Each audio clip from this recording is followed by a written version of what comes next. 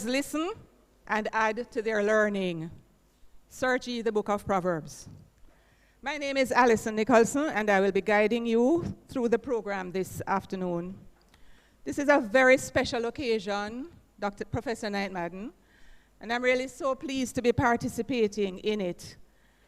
I'm particularly pleased because I met Jennifer when she was just a teenager, and therefore I have had the unique privilege, perhaps among the attendees, of having had the opportunity of watching Jennifer grow and develop and do astonishing work in her field, culminating in her being promoted to professor. I really don't think that one had to be prophetic, Jennifer, to see that a day like today would come. It was a natural trajectory of your development over the years. I want to just pause now and reflect that if there's one person who would be as pleased as punch this evening, though not surprised, it would be the Honorable Gloria Knight, CD, OJ, closely followed by her husband, Marcel Knight. She would be so proud of you, Jennifer. She would be so proud of you. And for clarification, Jennifer actually became a professor in 2014. Before we go any further, though, I would like to invite the pastor of Christian Life Fellowship. By the way, that's a church that was formed right here on the Mona campus in the 1970s. Principal, did you know that you have a church? So, Pastor Bruce Paulson, could you come and lead us in prayer, please?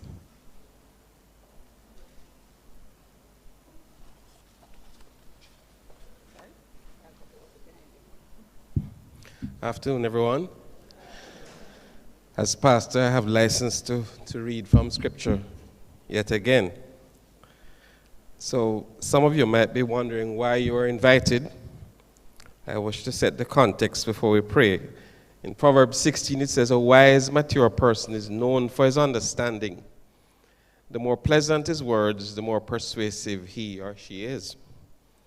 Wisdom is a fountain of life to the wise.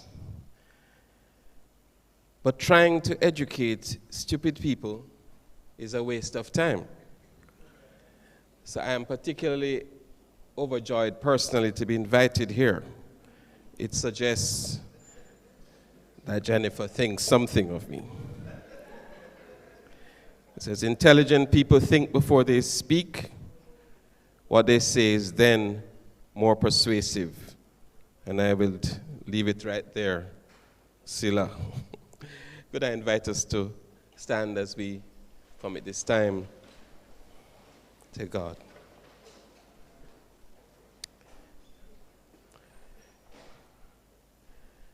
Almighty God, you're the one before whom every heart is open. You are the fountain of wisdom itself. All knowledge rests with you and with those whom you choose to impart it. We give you thanks for this afternoon. We thank you for the time that lays ahead of us as we would explore the knowledge that you have given and the practical help that it has provided to many, and we look forward to those who will be helped in the future. We ask for the blessing of your presence, and you would grant in your own way that this time might be pleasant to us all. May your name be honored. May your daughter be blessed, as we all. We invite your presence again and ask this in the name of the Lord Jesus Christ. Amen.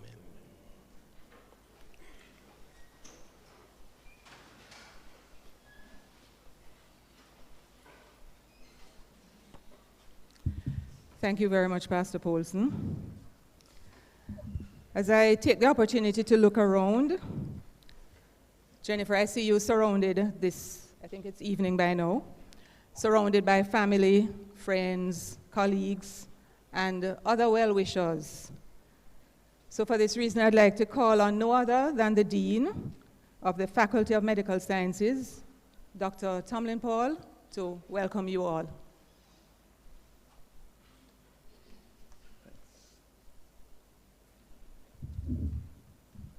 Thank you very much, Madam Chair.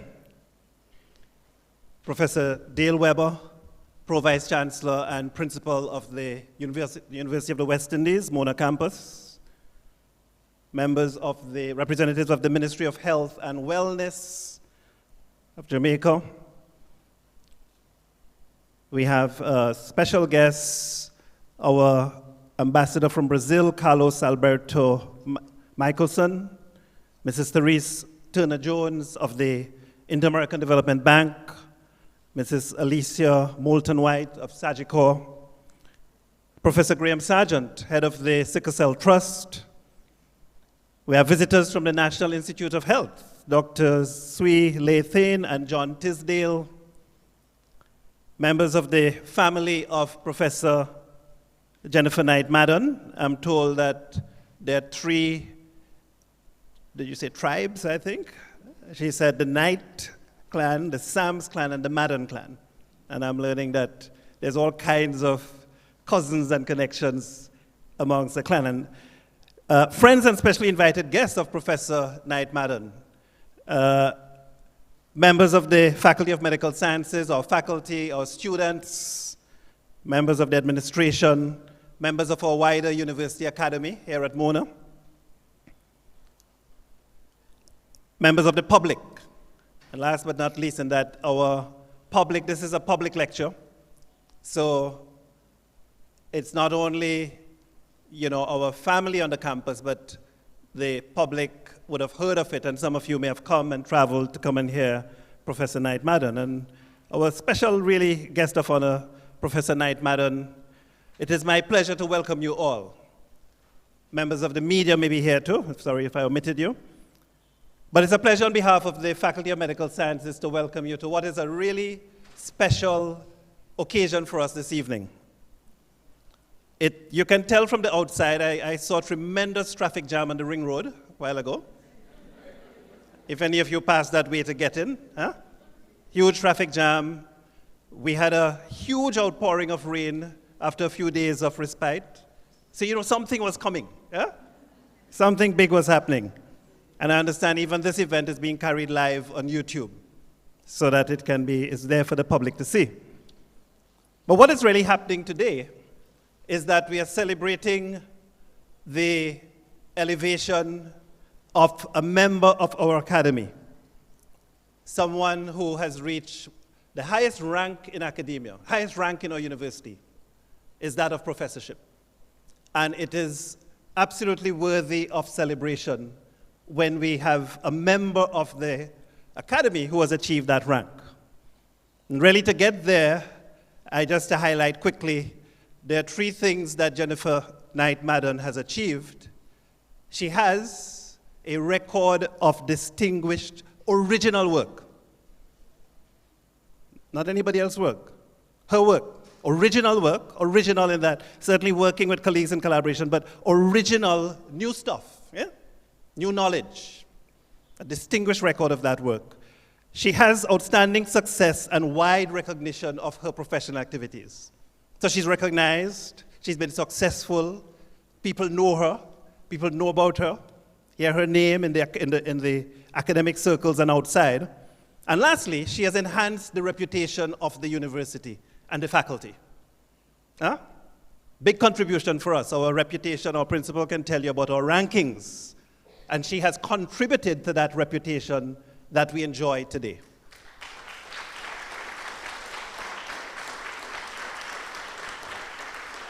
So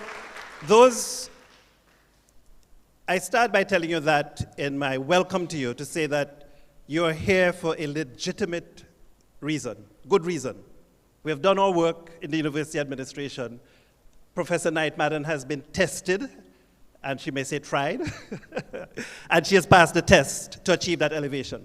But the last thing I'll say is that why are we here today is not only out of this distinguished achievement, but we're here today for the very meaning of professorship.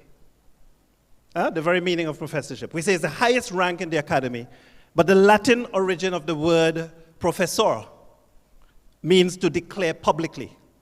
To declare publicly. And so professors are responsible for all the things that they do in the university, and our principal has a job description for professors and so. But one of the things they're responsible for is publicly sharing their knowledge.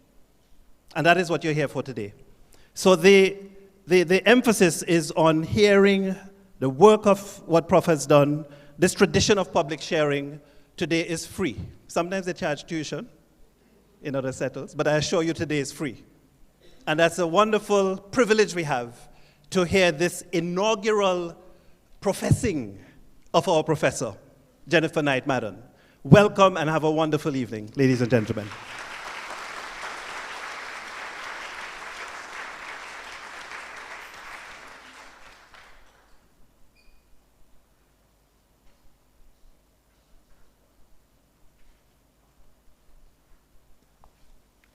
Thank you so much, Dean Paul. Moving on in the program, we're going to ask a representative from the Ministry of Health, and that would be Dr. Carol Lord. And she's chair of the Sickle Cell Technical Working Group. Can we welcome Dr. Lord?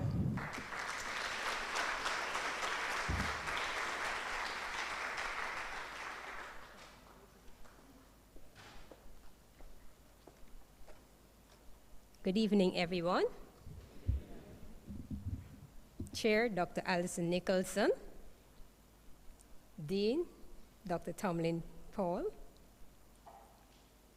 Professor Dale Weber, Principal of the University of the West Indies. Professor Sargent, founder of Sickle Cell Trust.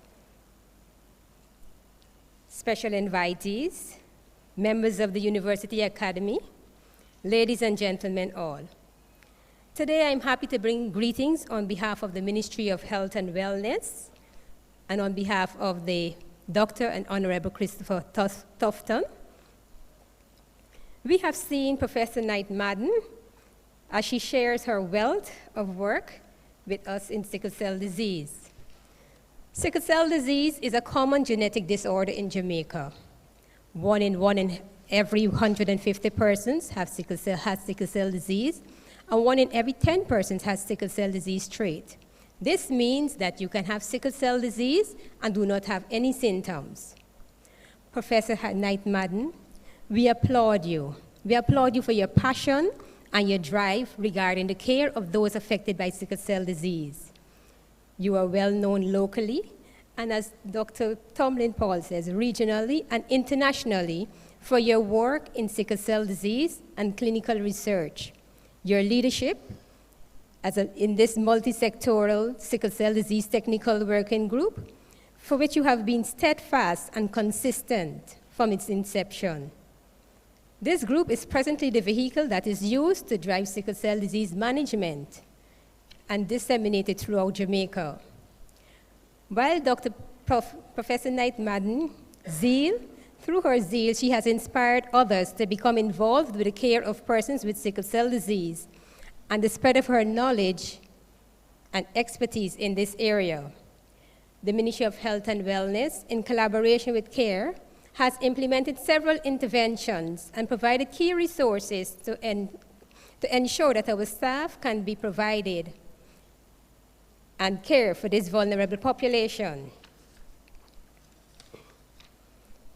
The training of our staff has been ongoing since the introduction of the newborn screening program. Through the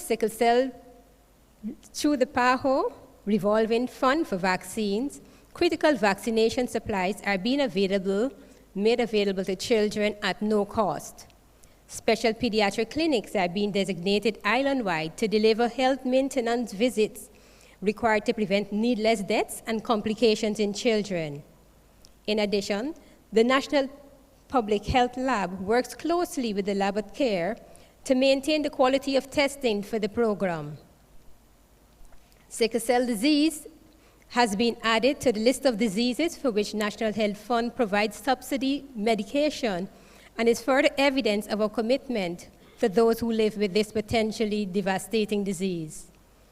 The holding of the National Institute of Health Sickle Cell in Focus conference here in Jamaica for the second time is a testament to the international standing of Professor Knight-Madden and her team. At this conference, there are over 20 international speakers, and this conference would be actually tomorrow and day after tomorrow. We look at World Sickle Cell Day in June of each year and Sickle Cell Awareness Month in September, which provides for us the opportunity to spotlight sickle cell disease as a public health concern and to raise awareness about the illness, including existing provisions for screening and its management. The Ministry of Health and Wellness would like to thank Professor Knight-Madden and her team to commemorate these events. Congratulations, Professor Knight-Madden. We are proud to collaborate with you. Good night.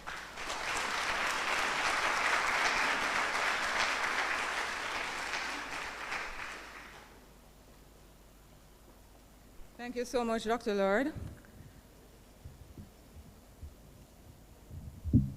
Just to give a little background on Professor Knight-Madden, she's been making significant contribution to the field of sickle cell disease, and this is significant when you consider that the Caribbean is second only to Africa in terms of the incidence of sickle cell disease. Her work takes on greater significance when you consider that this disease has been declared by the United Nations and World Health Organization to be a significant public health issue. So building on Professor Sargent's work, Jennifer was able to see the fulfillment of a dream where there is universal screening for sickle cell disease in Jamaica, making it one of the few low to middle income countries with this achievement. And that's amazing.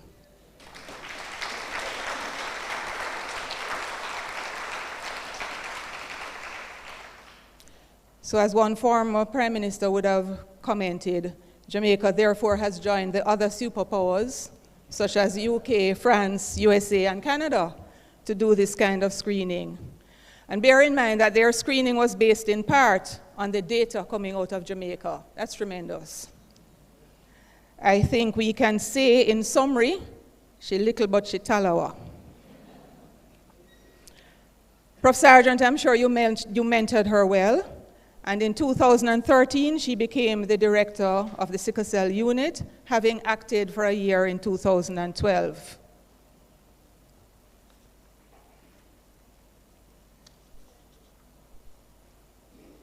I want to take this opportunity to welcome our next speaker, who is the principal of the Mona campus, Professor Dale Weber. Professor Dale Weber, he will bring us greetings from the university.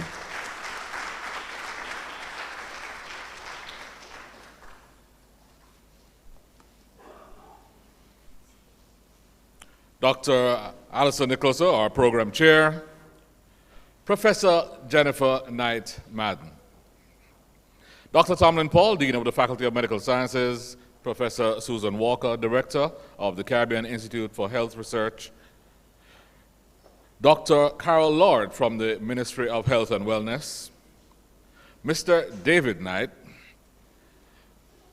members of the university community, colleagues, friends, family members, well-wishers, good evening to you all.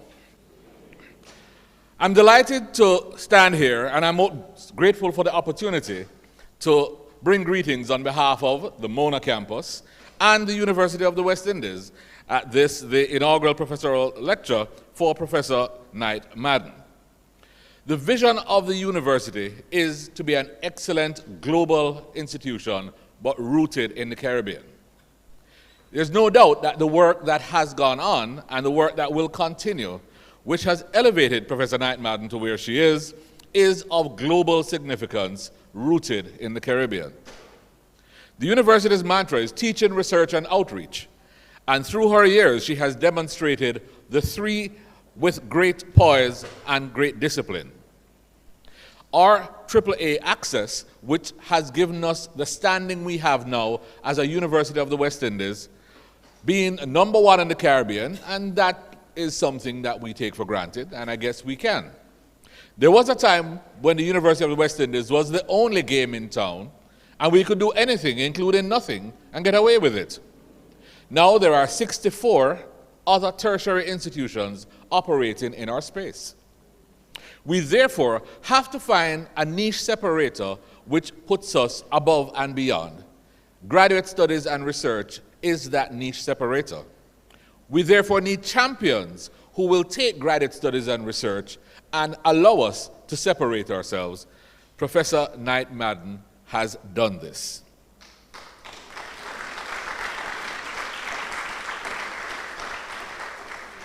As we look at our strategic plan, we have identified areas that we would like to excel in. One such is to increase the quality, quantity, and impact of our research, our innovation, and our publications. When we go to university meetings, and the dean and I, for instance, we go to defend those who are being put forward for professorship, we do so with a strong voice. We do so with the backing of the campus, and we do so under the scrutiny of all other campuses. It therefore is with great acclaim when one comes through the process with such shining accolades as Professor Knight-Madden did. Her professorial promotion had one of the fewest questions, the fewest hiccups, and the fewest reconsiderations that I have ever seen in my 30 years of the University of the West Indies.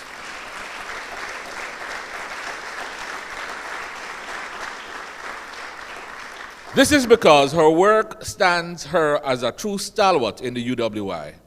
She has exemplified an institution that is working in the lab but in the community. The outreach has made such a difference that colleagues from around the Caribbean were able to call in their support when we asked, how can we verify the non-academic components? It was overwhelming, and we were overjoyed. This is a well-deserved professor, and we know that she will, in today's discourse, share with us some of those brilliant ideas, some of those thoughts, some of the things that got her there, and I sure think she will leave us with a few thoughts as to what happens next. On behalf of the University of the West Indies Mona campus and the wider university community, we would like to congratulate Professor Knight-Madden on this wonderful step forward, and we look forward to continued greatness as she moves forward. Thank you.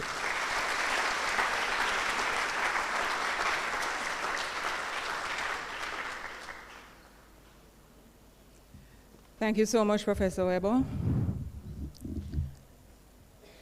Before we move on a little, I want to just share a little bit about Jennifer, and I know that her brother David will continue that. Jennifer was somebody who always did well. Disciplined with a capital D. Whatever it took to get her work done, she was going to do it, even if it meant getting up at 3 or 4 o'clock in the morning. She never shied away from responsibility, even as a teenager. So it was no surprise when later on she took on the matriarchal role, even though she was the youngest. And she did crack the whip. She still cracks the whip, as a matter of fact. One of the things that I remember standing out when I heard about this, at A-levels, Jennifer took her 5 subjects at A-levels. Jennifer, I don't even know if you would remember this, but we remember hearing about it. So Jennifer she was violently ill throughout the entire exam period with Montezuma's revenge.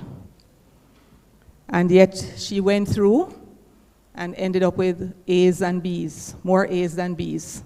She would not give up, even when they tried to persuade her that maybe some kind of alternative arrangement could be made. No way. She was not going to back down. She was going to press through. So in spite of being extremely ill, she went through and ended up passing all subjects with A's and B's. One wonders what would have happened if she were not ill. Wow, Jennifer. Staggers the imagination. As I stated before, I've known Jennifer for a long time. And one of the things that I do know about Jennifer is that she doesn't turn her back on a challenge. She sets her goals, and she does what needs to be done to accomplish these goals. So at some point in her life, Jennifer felt that it was necessary to play a musical instrument. So she bought herself a sax. She did. She bought herself a sax. And she set about teaching herself to play said sax. I think she was able to play a few simple songs, pieces on it, but she was satisfied that she got her sax and she could play something.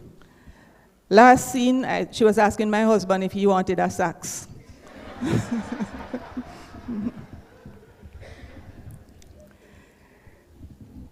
Jennifer played hockey as well. This was another goal. She had to do a sport. So it's not that she was exceptional, but she was going to play hockey whatever it took. So she played hockey. Let it not be said that she did not do a sport. She played hockey. Now there's one other trait that I want to mention about Jennifer that I've noticed over the years. Jennifer she's always willing to try something new. It earned her the nickname Me Too when she was about 4 or 5, because no matter what anybody else was doing, she would say, me too. She wanted to be a part of that. And when she was persuaded that she couldn't do it, she would say, my brother David can do that. So if it wasn't me too, it would be my brother David, who is here with us today to share in this occasion with his beloved sister, Jennifer. And we will hear from him in a little while, but before we do that, I'm going to welcome Dr. Colette Cunningham-Myrie, who will share a song with us. Dr. Cunningham-Myrie.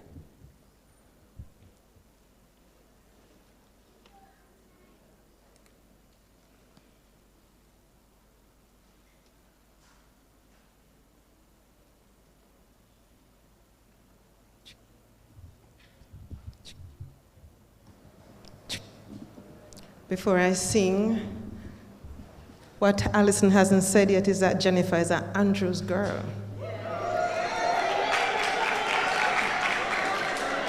So I believe that's the only reason she's asked me to sing the song. The songs, I sing 2 songs today, but when you look, it's not me, it's really Jennifer. Jennifer's songs that she's asked me to sing. I'll do my best, Jennifer.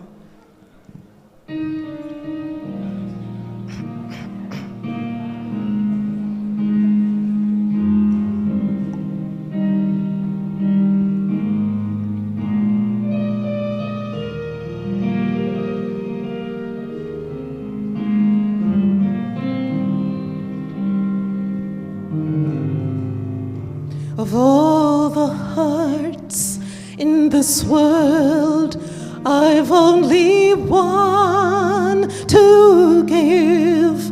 So insecure, a desperate pulse racing to your embrace, that you could want me and seek me is more than words could ever say.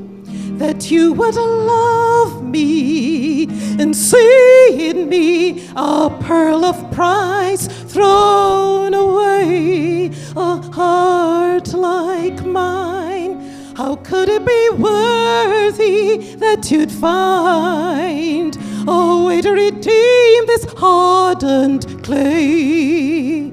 Sifted and broken, oh Father God above, the wonder that you'd love a heart like mine.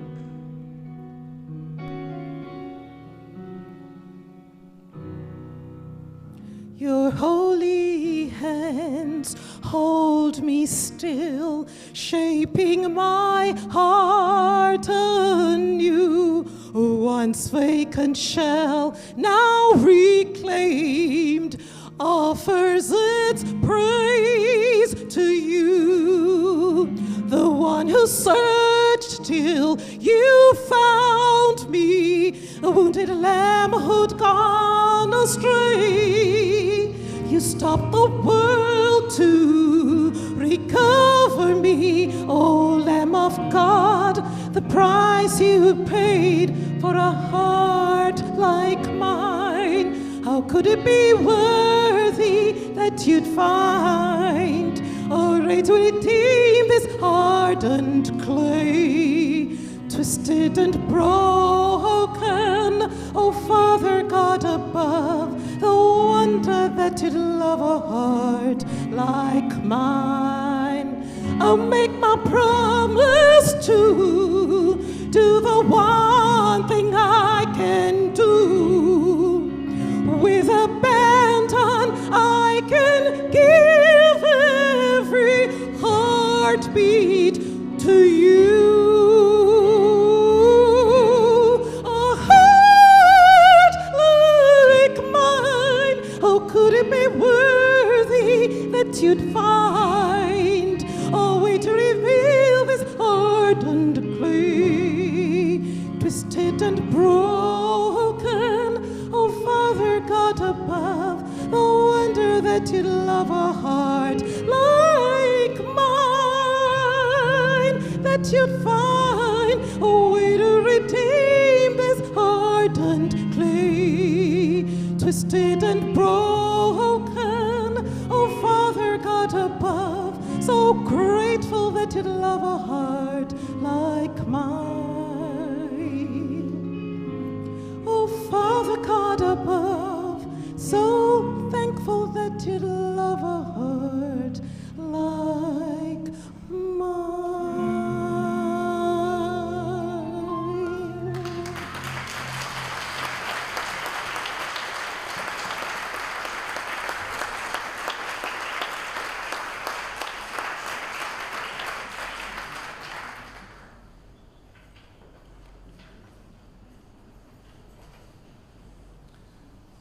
Good evening. Ladies and gentlemen, doctors and professors, family and friends. Is there anybody in here who's not a friend? Okay, good, just making sure. So I have the privilege of representing Jennifer's family by sharing what this accomplishment means to us. But I hope you'll indulge me in a quick story. When we took our O-levels, way back then, you know, my parents said to me, David, you passed something. That's so great. Marcel, look, David passed.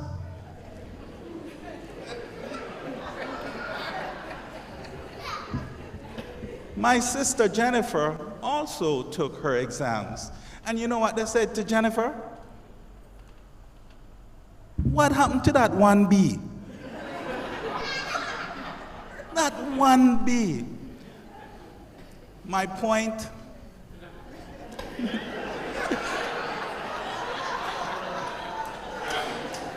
it's tough to be the smart one in the family.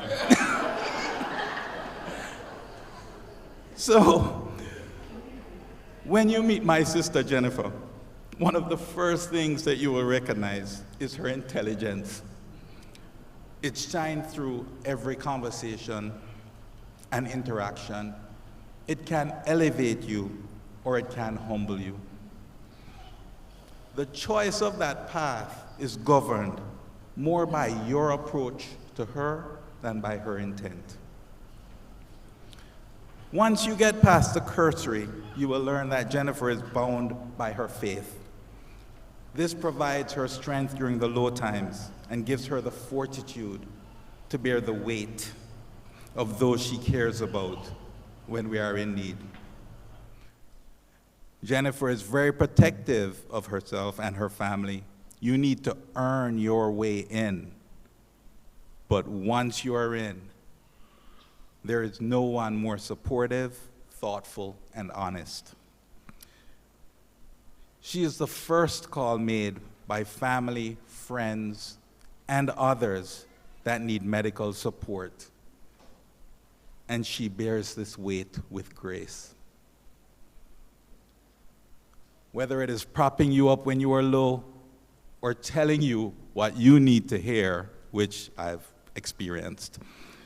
Her actions are in line with her faith and her honor. Before the professorship, before the degrees, before the entry into high school, Jennifer decided she wanted to do medicine. One would think she spent her formative life with her head down in the books 100% of the time. But as you have heard, not only was Jennifer a senior prefect and president of the student council, she also played field hockey, as mentioned, for St. Andrews. She also played field hockey for the national team.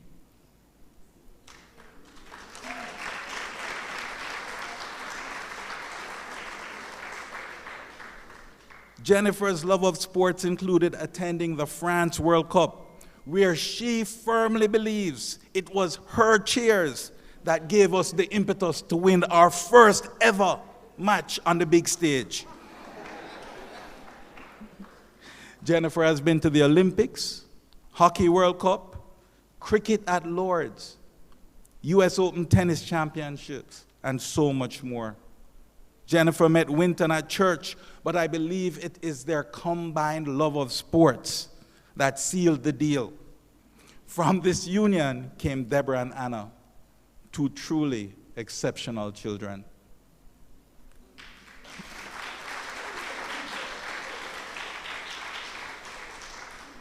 As Jennifer progressed in her studies, her first postdoctoral step focused on children because she loves their honesty.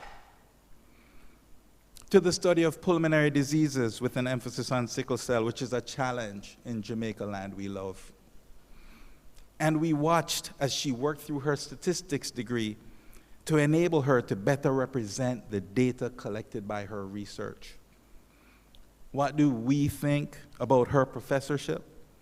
It is validation for us that the university recognizes what we have known for years, that Professor Jennifer Knight-Madden is an outstanding person, physician, and researcher, that this university is fortunate to have her intellect, spirituality, loyalty, and dedication. Thank you.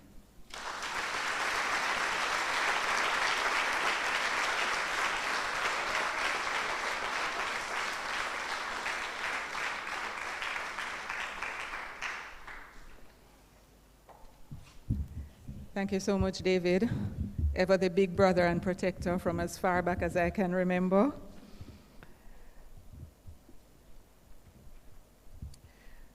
We're going to have two video presentations, one by Professor Rainford Wilkes, who is unable to be with us, and the other by Anne Greenough, Professor of Neonatology and Clinical Respiratory Physiology, King's College, London.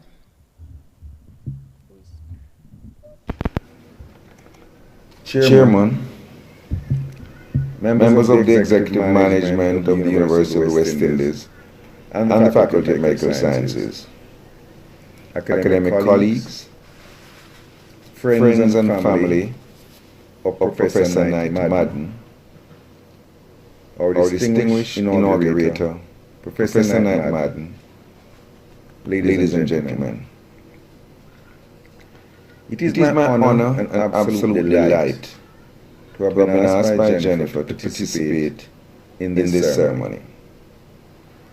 My sincere apologies for being absent from this auspicious event, but I am taken away by a commitment made a year ago and from which there was no escape. Today is Jennifer's Day, but I feel compelled to pay tribute to her parents, Marcel and Gloria Knight, whom I had the privilege to meet several decades ago. Like me, many of you would have known of Gloria Knight, the dynamite behind the Urban Development Corporation, UDC, and later Mutual Life. But you may not have known of Marcel Knight, her husband, who was in charge of the less visible but equally vital project Analysis and Monitoring Corporation, responsible for the monitoring of all major government projects at the time.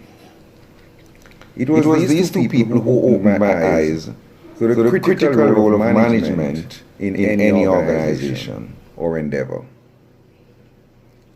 I have always teased Jennifer that management is in her DNA. And for those who complain about her insistence on the adherence to structures and systems and processes and standards, she simply cannot help it.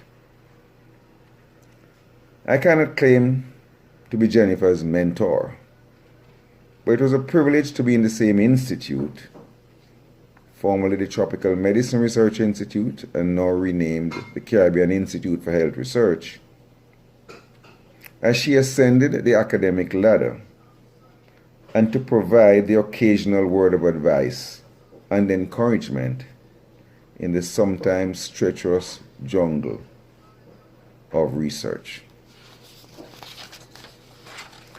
A research career has many stressors.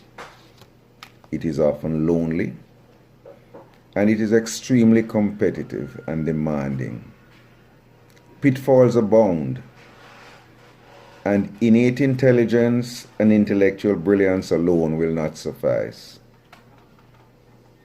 Past achievements are of ephemeral value, and you're only as good as your last manuscript or your last research grant. It is useful to have a listening ear of someone who can identify with your pain and your frustration. Additionally, one cannot be good at everything. And the reassurance and reaffirmation of your value and your strengths while trying to improve the weak areas is always useful and helpful to progress. I will never forget reading Jennifer's seminal state-of-the-art review, The Lung in Sickle Cell Disease, published in Pediatric Pulmonology in 1999.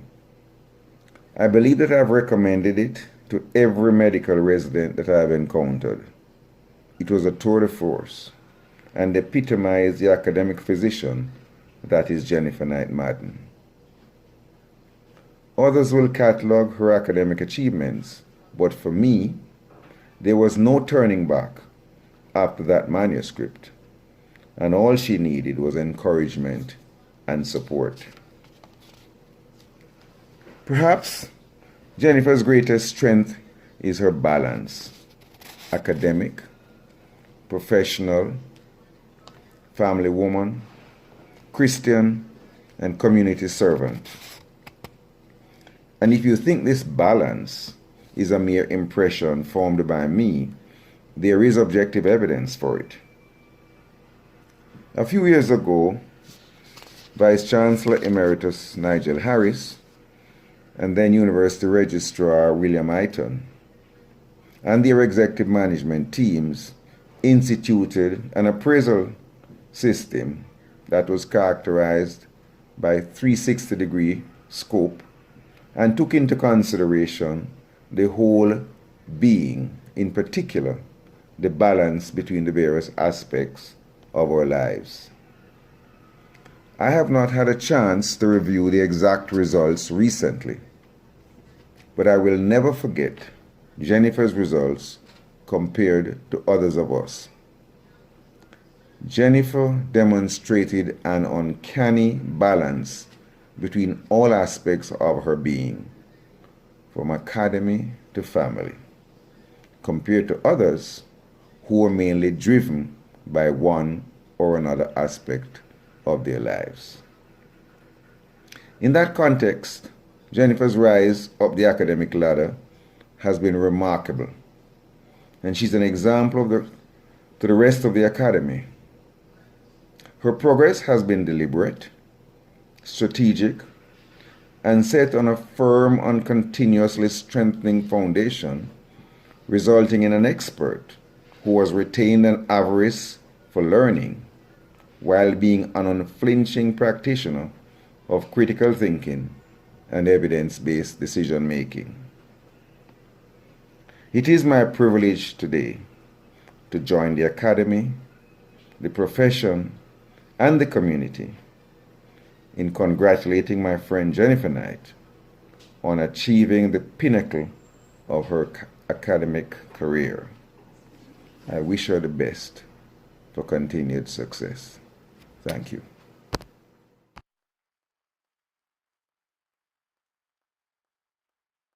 Good evening, ladies and gentlemen. I'm very honoured to be asked to speak at Professor Knight-Madden's inaugural lecture, and I'm only sorry I'm not doing this in person.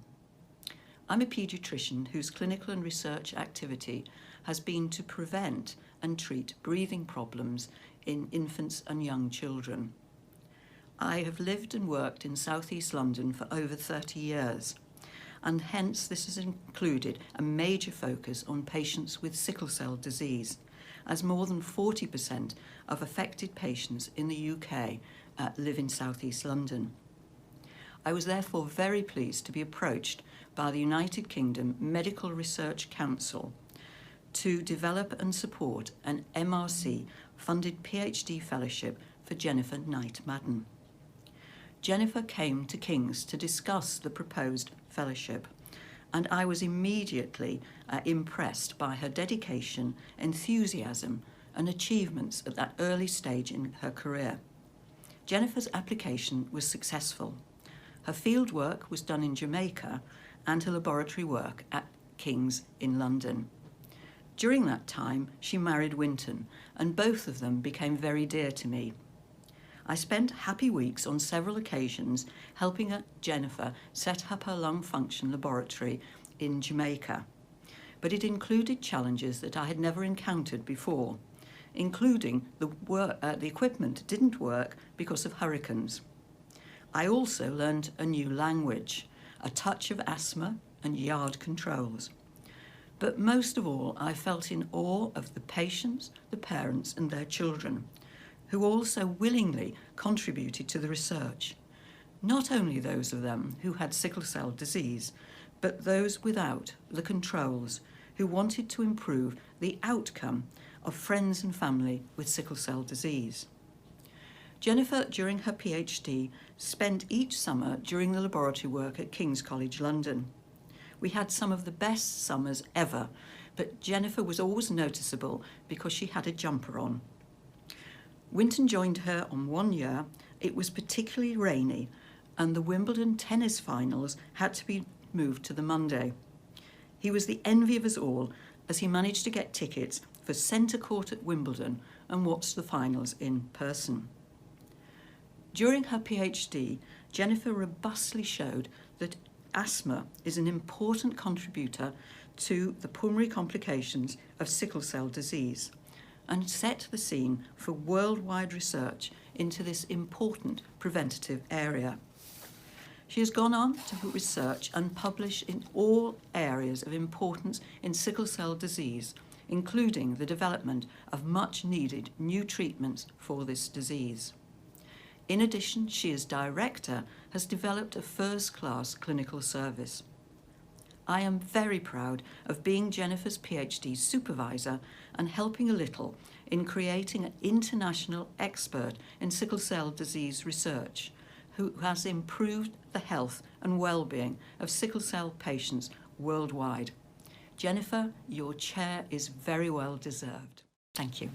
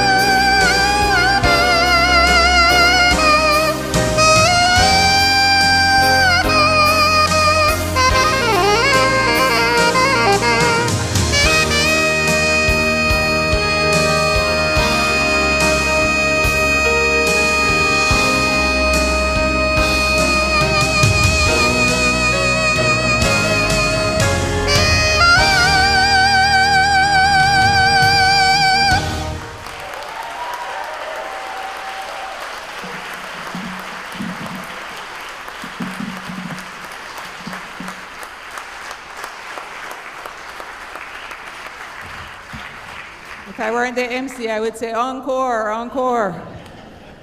Don't have that privilege. Okay, so we're going to have Professor Susan Walker introduce Professor Knight-Madden. I found out, Jennifer describes Professor Walker as her boss, but she speaks so fondly of her that I thought I needed to probe that a little bit more. And I found out that they were both Snandro girls. And so that's, at that point I said, aha, now that explains it. So without any further ado, I would ask that you come and introduce Professor Knight-Madden, the woman of the moment.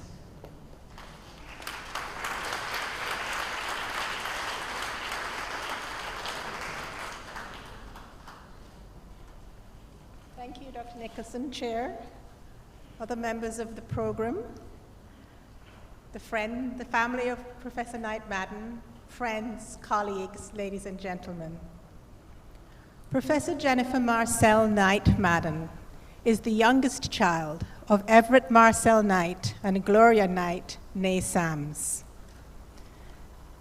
As we've heard, she attended the St. Andrew Preparatory School and the St. Andrew High School for Girls. Focused on her education from the start, she was always the first in the family ready for school, impatient to get there on time. A Grace Kennedy Scholar, Professor Knight-Madden studied medicine at the University of the West Indies, Mona, and then the Cave Hill campus. Having completed a rotating internship in Jamaica, she left to study pediatrics at the prestigious Hospital for Sick Children in Toronto, where she served as Associate Chief Resident in her final year. While there, her talent for research shone, and she was awarded the Frederick Fitzgerald Tisdall Award for Excellence in Research, General Pediatrics Section. From 1994 to 1997, Jennifer completed subspecialty studies at Duke University Medical Center and concurrently undertook coursework for a master's in biometry, completing the thesis after her return home in 1997. On her return to Jamaica, Professor Knight-Madden started working at the Sickle Cell Unit.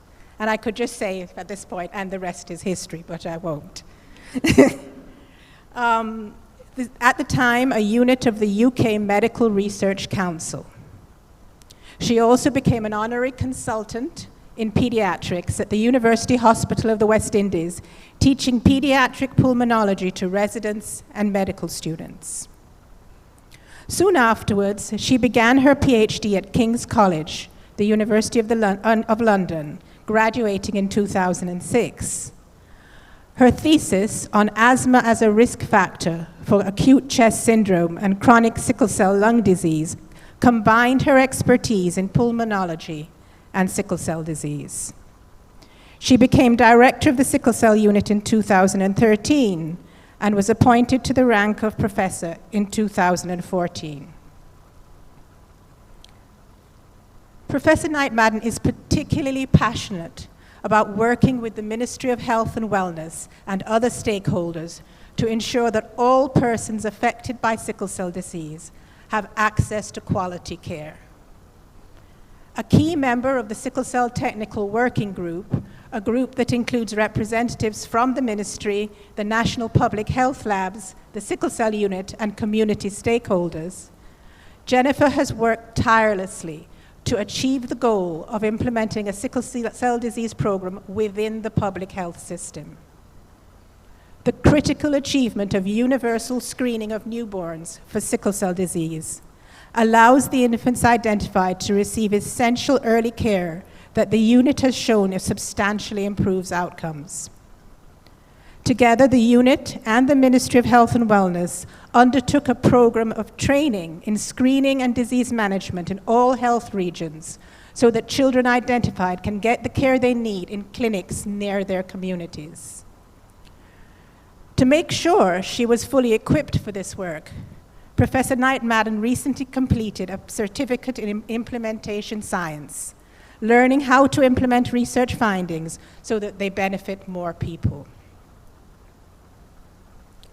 In addition to her PhD thesis and chapters in the Sickle Cell Unit's clinical care guidelines, Jennifer has also authored 3 book chapters, more than 60 papers in peer-reviewed journals, and made close to 100 conference presentations. Her expertise in pediatric pulmonology is sought after regionally, and she's an internationally recognized expert in sickle cell disease, in particular the pulmonary complications. Professor Knight-Madden is committed to ensuring that the lessons from the Sickle Cell Unit benefit others regionally and internationally.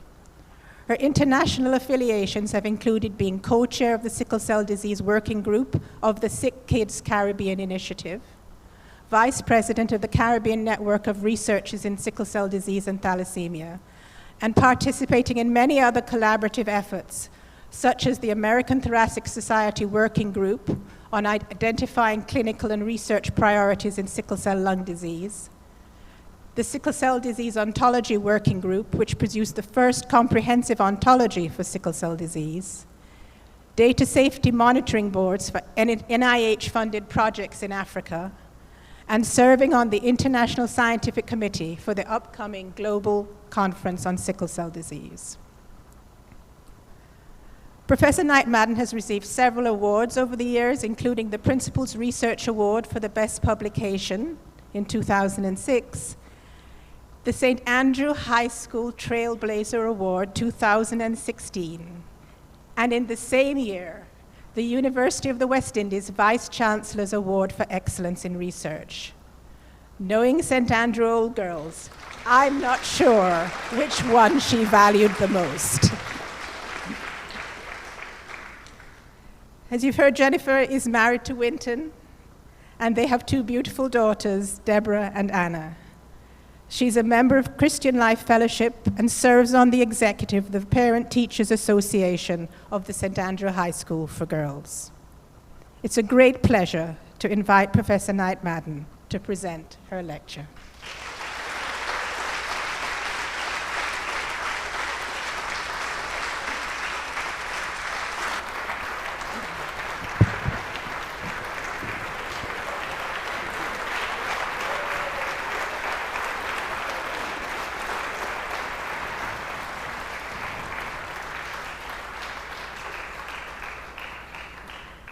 Thank you.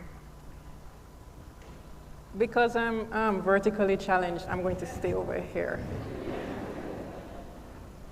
I'd like to first thank the university for promoting me to the rank of professor. And then I'd like to thank Dr. Tomlin Paul, who, through Professor Walker, got on my case about this inaugural lecture. As you've heard, it's been a while since I became a professor. And you're probably wondering, why would I do this now? Things have happened, and I realize that a lot of people don't actually know what I do. They don't know what the people at the university do. They don't know how much work we do and what quality work we do. So it's an opportunity to share that with you. But it's also an opportunity to tell people thank you, because so many people have been a part of this journey. So today, sickle cell disease and asthma, the journey. Improving lives through research, clinical care, and teaching. I'm going to speak a bit about my beginnings and my family, as I grew up, and my training. And I just have to stop here to say, thank you for coming from New York, Georgia. That's Georgia and my mother. And I'll spend most of the time speaking about my work, both in asthma and sickle cell disease, because people don't really even know what I do in asthma. And finally, I'm going to spend a short time with some reflections, looking back a bit and looking forward. So as you heard, I'm the last child of, this is not me, this is my mother. of Marcel and Gloria Knight. And there are 5 of us, and this is what we look like now. And what did I learn from my family? I learned that about God. That's where I was first exposed to the Lord. I learned that family is important, not just your immediate family, but your extended family. Who can forget, Maureen, every Sunday, Uncle Lassell and my father solving all the world's problems. And family friends like Corinne McClarty, who's here tonight, who is my definition of a friend. Because my mother has been dead for so many years, and Auntie Corinne is still being a friend to her through her children and grandchildren. Thank you, Auntie.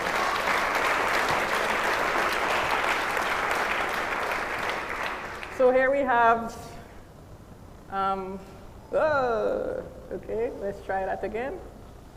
Me and my pointer not getting on well. My parents to the right, my 3 sisters, I'm the little one at the end, and my brother David.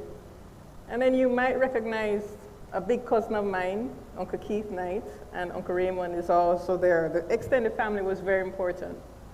But my parents taught us that education was a must. If you wanted to be a plumber, no problem, but you will be a plumber with a degree.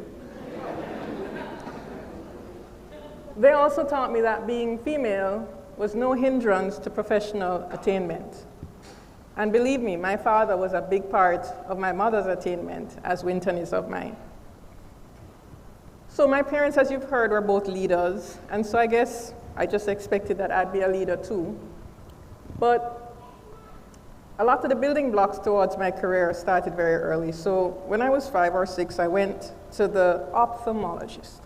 And the chair was really nice. You know, it went up and down. So I said, Christmas. And my mother said, I'm sorry, dear, only doctors have them. I said, no problem, I'll be a doctor. And I never changed my mind. But then I had, you know, people ahead of me. My first pediatrician, who I'll never forget, Dr. Reed. Roy Francis of the first medical batch was my godfather. And my brother-in-law, Clarence Charles. So I stuck with it. I wanted to be a doctor. When being a scientist came out of just my love of puzzles. Science is all about finding out an answer, asking a question and finding out an answer. Becoming a teacher was just really in my genes. The first time that my father heard somebody else called teacher, he was upset. He thought that was his father's name, Teacher Knight. So both my grandparents were teachers, and of course, if you heard of Miss Knight from Westwood, that was my auntie. And my sister taught for many years. And then as about coming back to the University of the West Indies, I grew up at my dinner table hearing about the UE, UC, because my mother was in that first arts batch. So, you know, I heard about all these people, and it was a big part of growing up. So as you heard, I was the youngest, and I was dying to go to school. I didn't get to go to Faye Simpson's school for school, but I did ballet there for many years. So I went straight on to Cecilia Avenue to spend 14 years at St. Andrew Prep and then the high school, and of course you've heard I'm back there again. But at high school, I had a wonderful principal, Miss Rita, who unfortunately is not well, so she can't be here today, and great teachers like Mrs. Booth Smith, who I hope is here, okay, who encouraged me to learn and to love learning. And then I had great friends like Georgia Booth, who came, and Tony King and others. But it was here that I really learned about doing numerous activities, balance, you know, teamwork. And yes, that's where I started hockey. But I have to tell you, I was not the hockey player. My sister and brother were the real hockey players. They also played for Jamaica. But I followed back of them. So I wasn't completely a dud. My love of sports really came from my father. And I played table tennis for the school, and I swam for the school, usually in the relay. And I played hockey at school, club, national school girls, the UE, Mona, and the national team. But it was an amazing proof of determination. The first time my father saw me play hockey, he said, I have a child with no ball sense. And then he watched me play some more and he said, she uses her brain to work out where the ball would be because I wasn't fast enough to get there. So I had to work it out ahead. My mother's favorite story was when I was Class 1 champion at St. Andrew High School for girls. I was in Class 2. Class 2 was full of people in the track team. So I moved up to Class 1 where there were few people in the track team. They all did 100, 200, and 400. So I did high jump, me alone. Long jump, me alone. And hurdles, 2 of us. 2 golds and a silver. Class champion. But guess what?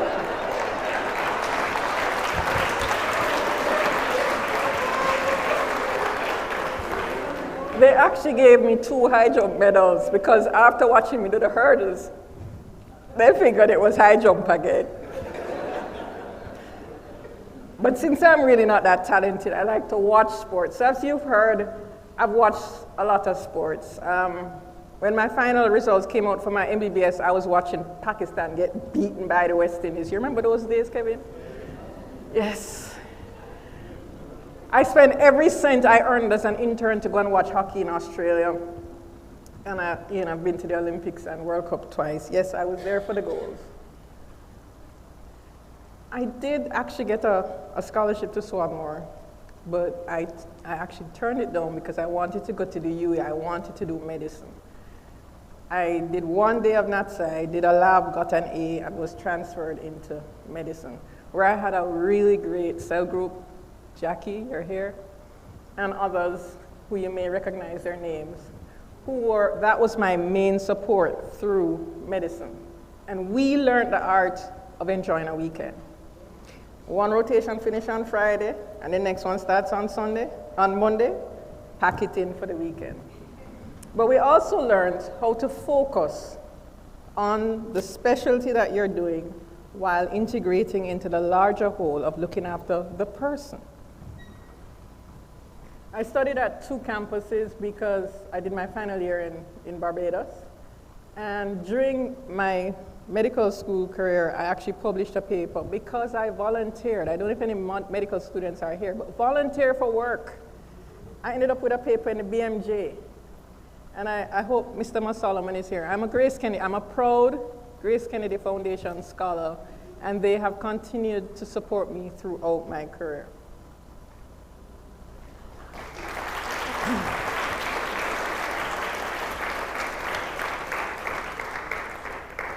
Why pediatrics? Well, I had some major mentors like Bobby Gray, Barbara Johnson, and then I had some exposure to other specialties which convinced me I didn't want to do them. I'll never forget the day that I came up from taking maggots out of the feet of an adult in surgery and came back to Bustamante Hospital. And as I walked on the corridor, a little boy crawled out from under a table and looked up at me and smiled. No teeth. I was like, I am home. Pediatrics. And then pulmonology, that was looking at what we needed and what didn't need a lot of technology to frustrate me. And also discussion with Professor Sargent about what was relevant to sickle cell disease because I'd already decided I was coming home to the unit. So off I went to SickKids, and Peter Wong and Rosemary Moody made my transition seamless. And Sue Tallett was my program director, and she was very supportive. But the great thing about SickKids was you met people from all around the world. And it made me value my training at the UE. I published 3 papers from the work I did as a resident, but I'll share this one first. I walked into the ward, and there was this child who'd been there. I hadn't been at SickKids 3 months yet. They had a rash on their hands and a runny nose. And I said, I'd never seen it, but Barbara Johnson had lectured me on it. I said, that's syphilis. And everybody laughed at me. Well, it was syphilis. The child had had a bone marrow and a liver biopsy, all these invasive tests, and all they needed was a blood test. And as a result, all the doctors in Ontario were retrained on congenital syphilis because they were missing the cases. And subsequently, something happened again with pericarditis, and again there was a training. And it's not that I'm particularly bright, it's that I went to a good college.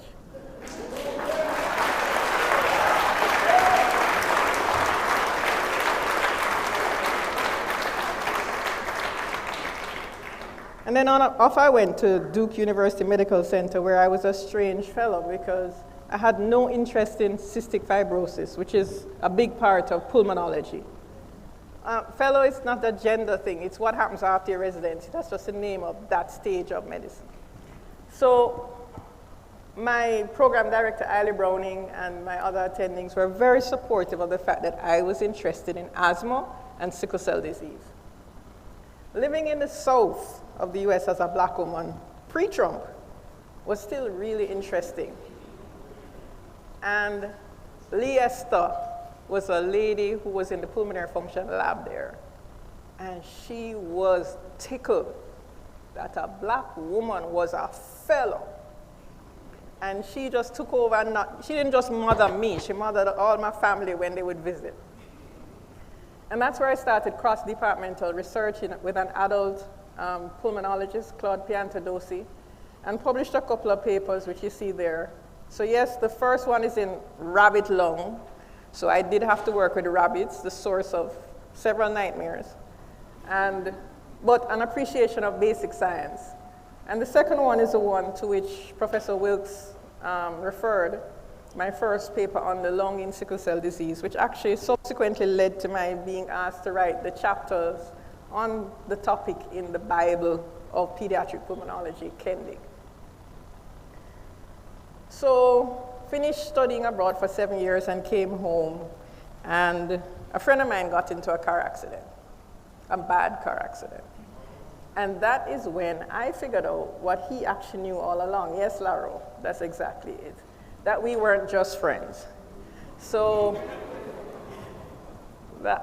Winton has been a huge support to me. His love and support have been really a huge part of my success, and I take this opportunity to thank him.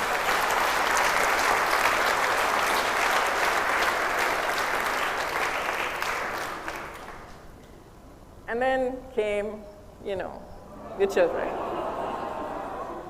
who have really brought a lot of joy and interest into my life, and I thank God for them. I've been at CLF for a long time. There are a lot of people here from CLF. Yeah, that's right. And of course, especially recently, my cell group, the Long Mountain cell group, we meet at Dr. Metalor's home. And my family at the sickle cell unit, where everybody has a role. And yeah, we do some work, but we also hang out, And it's wonderful because we actually have a WhatsApp group that's tremendously active. It says, the meeting is starting now. But it also says, big up Toshiba, who finished her course, and Nurse Baker, who finished her degree, and all of these kinds of things. So it really helps us to support each other through the good times and the bad. So after I came home, I started this PhD. I met Professor Greenough, who you saw a while ago, who was the first person I ever met who worked harder than my mother. She alone needed 2.5 secretaries. Yeah. But she's been a wonderful friend and mentor, and my other supervisors, Professors Forrester, Swile Thane, thank you very much. I know you're here somewhere. Yes. And Diego Vergani. And that's where I learned about doing complex research. It had pulmonary, yes, but allergy, genetics, and other aspects. And I learned about the difference between studying a book, where other people have written it, and actually generating new knowledge that's significant. And that's a whole different ball of wax. And the importance of funding, it was, as you heard, supported by the Medical Research Council UK, and having champions, people like Dame Sally Davis, who supported me and encouraged me along the way. And then there was on-the-job training. Professor and Mrs. Sargent are walking encyclopedias of sickle cell disease.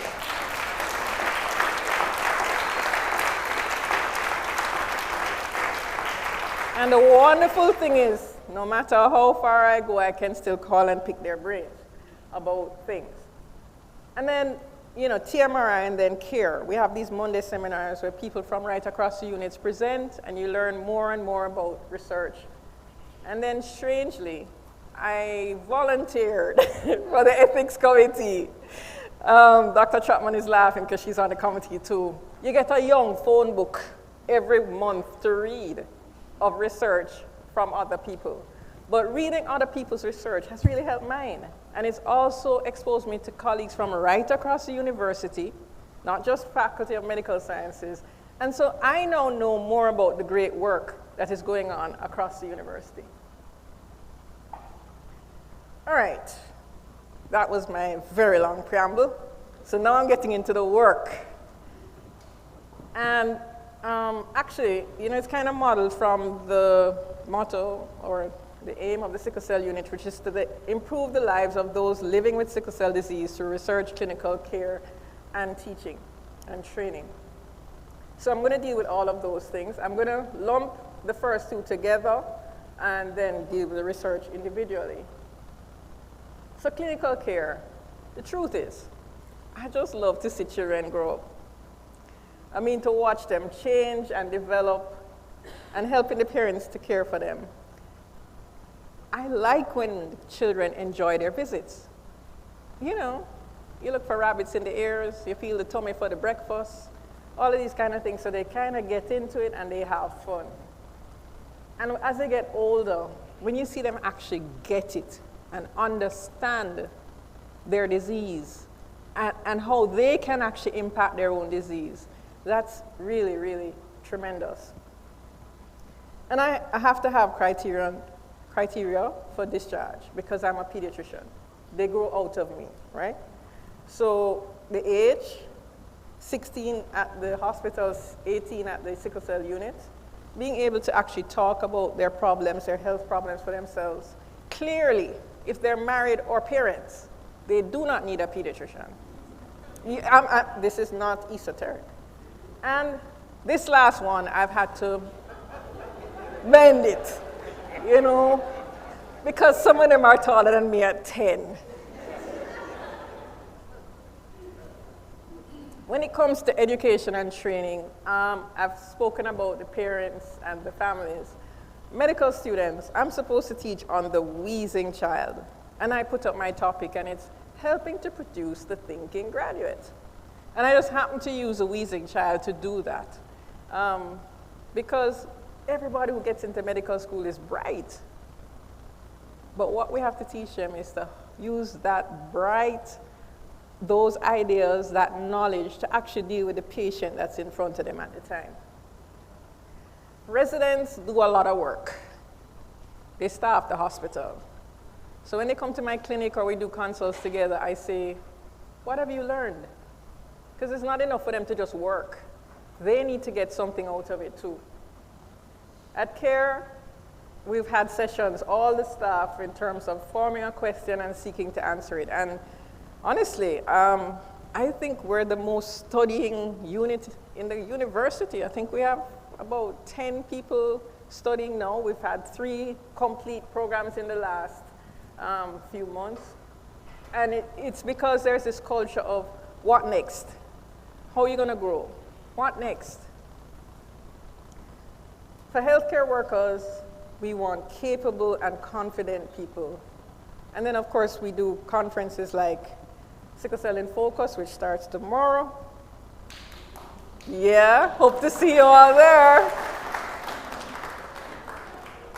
All right, I'm going to move on now to my research. And because people mostly think about me in terms of sickle cell disease, I'm going to start with asthma.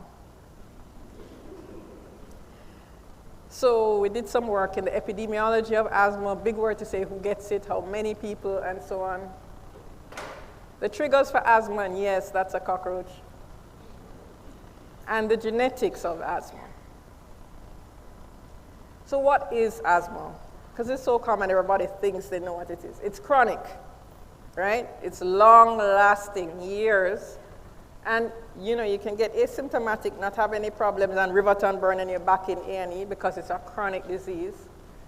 It's inflammatory. What happens in your nose when you have a cold and you're stuffy, that's happening in the chest. And it gets, you get wheeze, shortness of breath, chest tightness, and cough because of the obstruction in the chest, and there's no other cause. Unlike hypertension, diabetes, sickle cell, where there's a test, I can test you and tell you, you have it or you don't have it. In asthma, it's mostly a clinical diagnosis, although you can do some tests to strengthen your diagnosis. But it's common, and I'm going to show you that, and it's potentially serious. We still lose children to asthma. And they're both genetic and environmental risk factors, and all told, it's a burden to families, patients, and the community. So I'll briefly show this work, which I did with Professor Kawa from USUN, where we did an island-wide cross-sectional study where we looked at more than 2,000 children using an internationally accepted questionnaire and demonstrated that 19.6% of Jamaican children had wheezed in the past year. And 16.7% of them had a doctor's diagnosis of asthma. So asthma is really common. When I was back to when I was a resident, I worked in the lab, in the practice of Dr. Greenwald in the community, looking at children, and some were of African descent, some were of European descent, and we asked them questions about passive smoking. So these children are not smoking. They are around smokers. And we measured urinary and hair cotinine. What is cotinine? Cotinine is a metabolite of nicotine. So you breathe in the nicotine from the cigarettes. It goes into your bloodstream, to your kidneys, which works on it and changes it into something called cotinine. So when you measure the cotinine, you know that the child has breathed in that smoke. It didn't settle on their hair. It was actually in their system. Well, the first thing is that they were relatively honest, because the number of cigarettes correlated well with the urine cotinine. The urine cotinine gives you an idea of the short-term exposure, what they had recently. And there was some correlation also with the hair, which gives you a long-term exposure. And the urine correlated well with the hair. But look at this. Let me see if I can get this pointer to work. Yes. Oh, no. No. When I press the pointer, I am also, okay, here we go. I can learn. The parents of the black children said that they smoked 6.6 cigarettes, so call it 7 versus 12 in the parents of the white kids. Yet, black children had 8.9 in nanograms per milligram versus 0.89 versus 0.48. So quite a bit more in their hair. And the hair to urine concentrations were twice as high.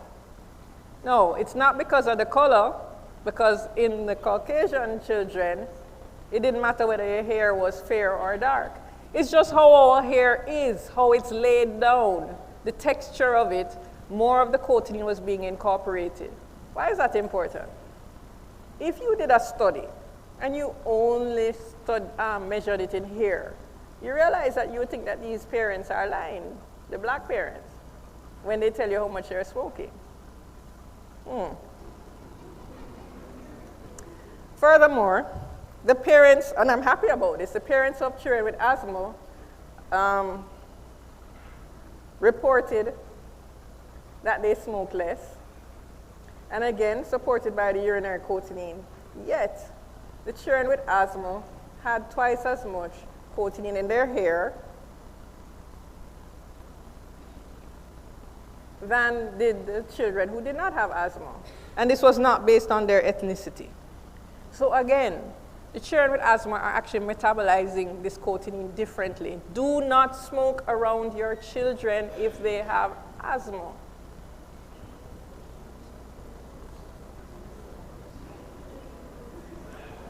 Do not smoke anyway.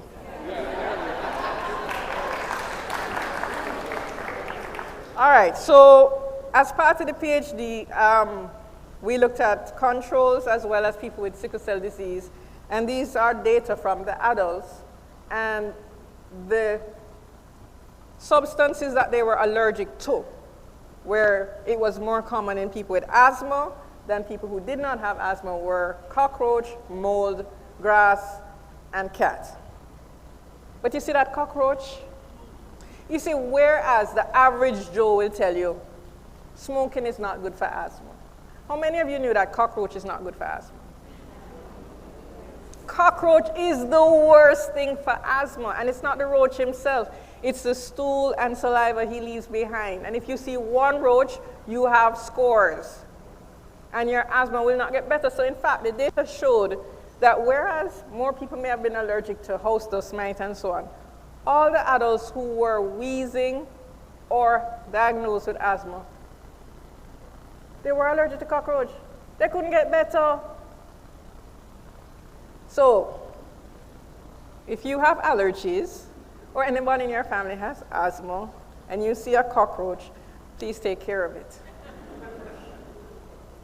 And finally, in terms of genetics, this is from the Consortium on Asthma among African Ancestry Populations in the Americas, and there are actually sites, I don't know how well it projects, in North America, East Coast and West Coast, Africa, South America, and the Caribbean. So that's us, we're one of the sites, and this is work with Professor Wills and others.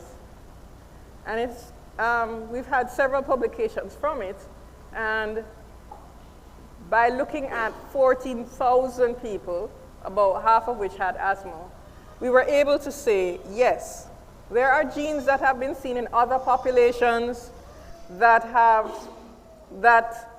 are associated with asthma, and they're also seen in African populations.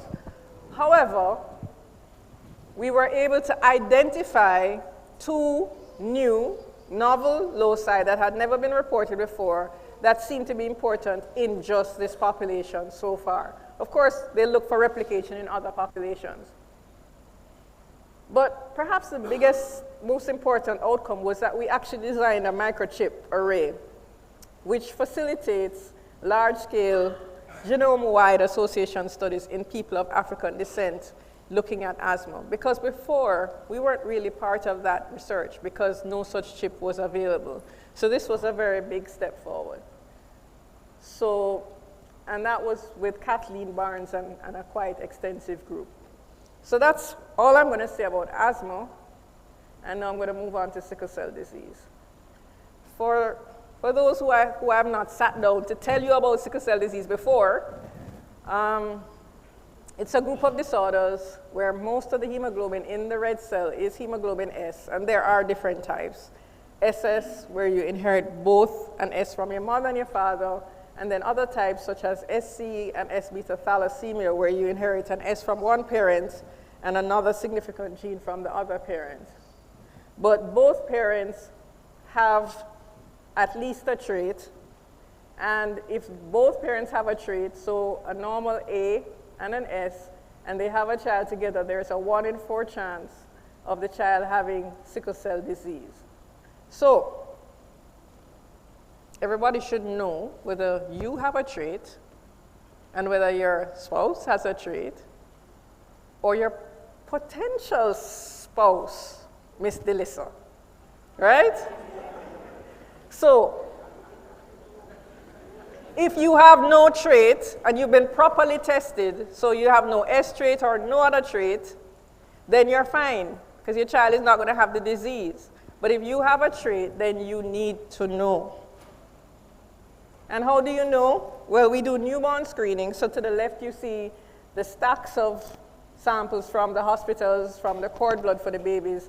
And to the right, if you weren't screened as a newborn, you need to just do a blood test and find out what's your status. And as you heard mentioned before, the Caribbean has the highest incidence outside of Africa. So in Jamaica, where there are good data coming from the cohort and work by Dr. King, we know that approximately 10% of us have sickle cell trait. and another 5% of us have significant other traits. So if there were 200 of us in here, 20 would have an S trait and another 10 would have another trait. So 30 of us would have the ability of having a child with sickle cell disease. And that works out to 1 in 150 live births in Jamaica, which is about 250 births a year.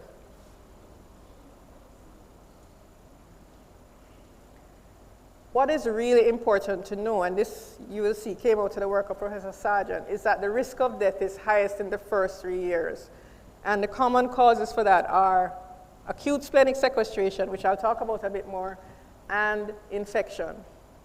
But on the other side, with improved care, we're now having people living into much higher ages, average lifespan being in the 40s, and in fact, we've had patients in their 90s. And so patients are now developing chronic diseases, such as renal disease, but early detection and good care can provide opportunities to delay that. Now, this is a very busy slide.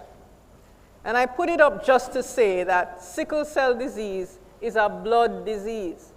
So it can affect you anywhere that the blood goes. So I can't touch my hair, I have on a hat. It does not affect your hair because your hair is dead. But everywhere that the blood goes can be affected, both in acute ways and in chronic ways. But it's incredibly variable. So you have some people that toddle through life without much problems. And then you have other people who are very ill very often. So we've done quite a bit of research in sickle cell disease, but I'm going to confine my discussion to just pulmonary complications and newborn screening.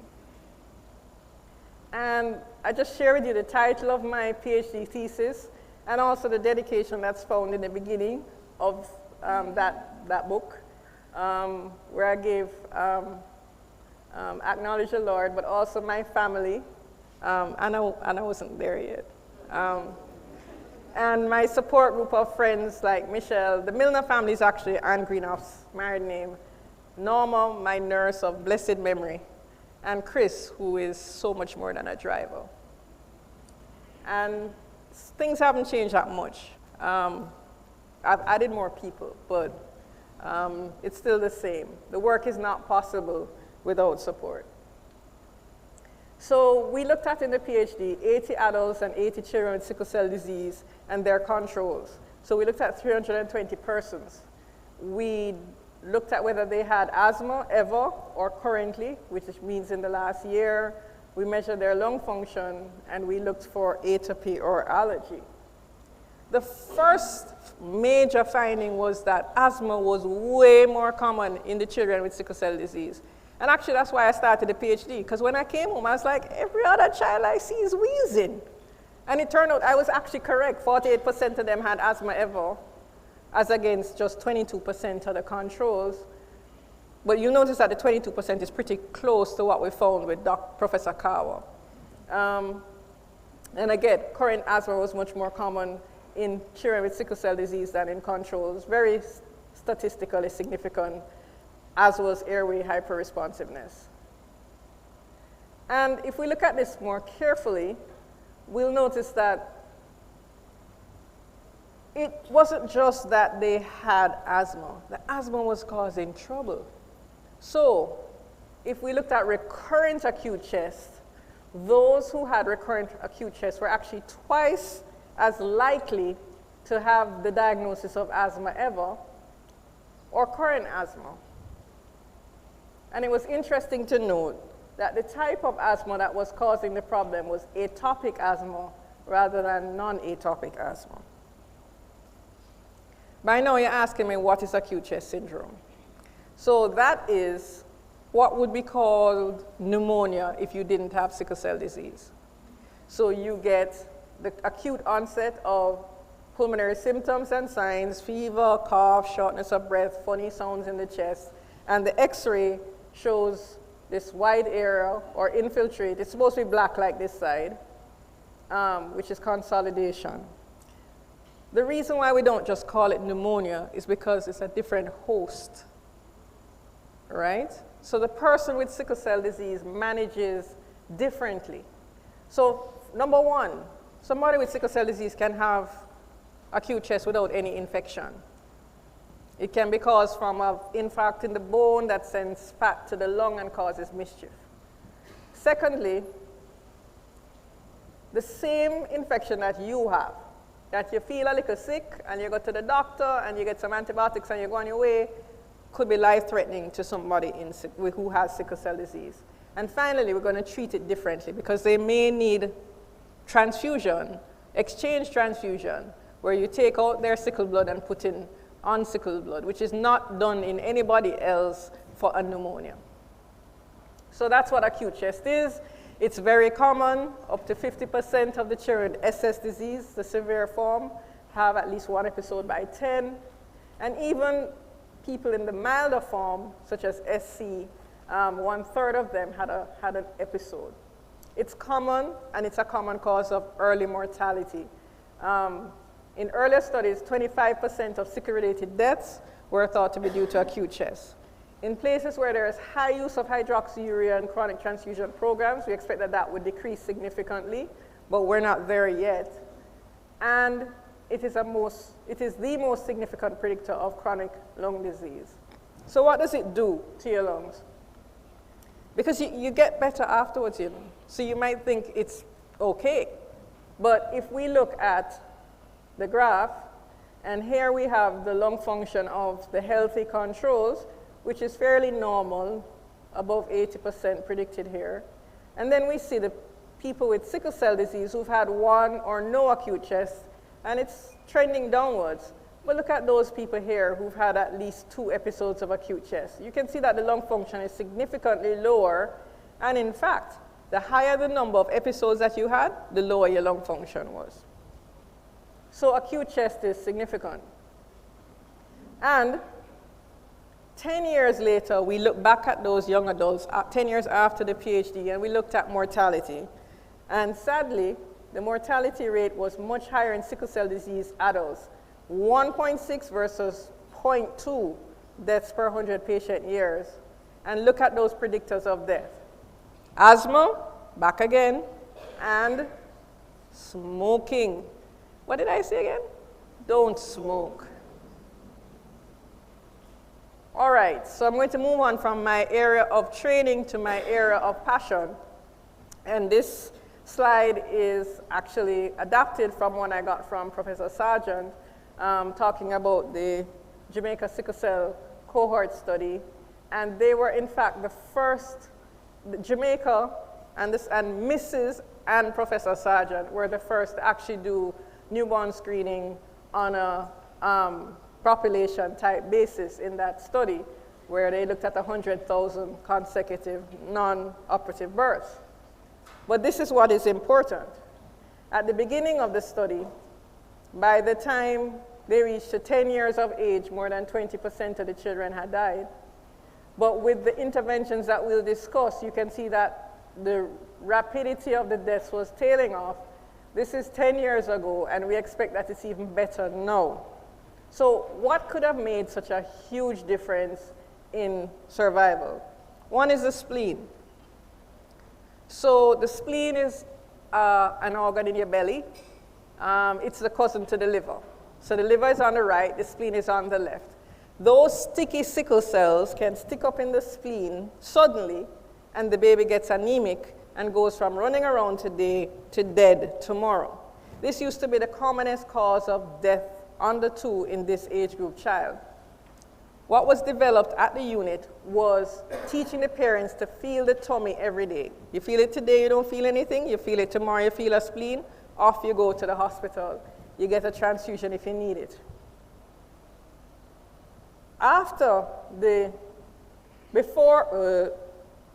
Before the intervention, there were 4.6 episodes per 100 patient years, and look at that mortality, more than a quarter. After the intervention, of course, you're finding more because the parents are now feeling the tummy. Look at that mortality. And look at it, well, it's not current anymore, it's more than a decade ago, down to 0.5.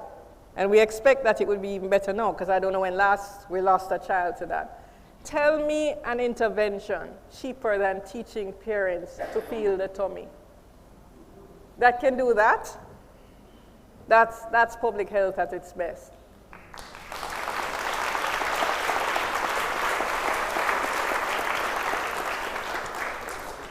Similarly, the children are at risk of infection, particularly with what we call encapsulated organisms, such as streptococcus. In fact, it's estimated that they're 40 times more likely to get invasive pneumococcal disease. I didn't say 40% more, you know. I said 40 times. Okay. So, in fact, what was, again, groundbreaking work in the sickle cell cohort study was the use of penicillin, the cheapest antibiotic known to man, and vaccines, which the Ministry of Health now provides free of cost to patients through the PAHO revolving fund, along with the Hib vaccine. So, again,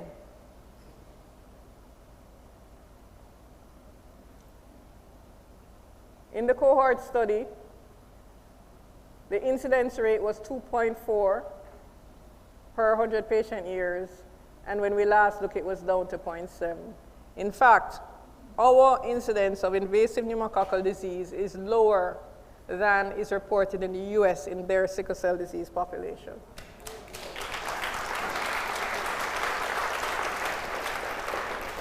But I say all that to say this: if you don't identify the babies, they can't get the intervention. So therefore, we have to identify the babies. And sadly, after the cohort study, for many years, there was no screening of newborns in Jamaica. And then, I'm sure I saw Camille. Is she gone? Oh, Camille. From the Sickle Cell Support Foundation. Advocacy. The ministry agreed to restart screening in about 95 in some hospitals in the southeast. And then Professor Sargent, as a part of our project, extended it. And then the government came on board. And in 2015, with all of these players, all of these stakeholders, Sigma, Sagicor, they did the run walk and gave us equipment. Brazil, the Ministry of Health through PAHO donated equipment as well. The Sickle Cell Trust, the Ministry of Health, the Support Foundation, and our regional partners, along with CAIHR, because the lab is at TMRU as well, work together towards this goal. So in 2015, we were able to commission a machine that could do many samples at a time, and together with the lab in Southern region, we were able to go universal. So it took us more than 30 years to get there, adding the region, Southeast, Southern, Western, Northeast. But in 2015, we got there, and now the challenge is to maintain it and to do it properly. So we have to have information transfer. We have to teach healthcare workers right across the island, and we use the clinical care guidelines that we developed, which has been accepted by the Ministry of Health as the standard of care in the island. And the Ministry of Health also has developed tools to educate the general public, and in particular mothers in the antenatal clinic, which is where this poster is used, and other materials. And just last month, there was actually a news release, a press release, which made us very excited, because we are excited when our partners join us in raising the awareness across the island and across the region of the importance of sickle cell disease.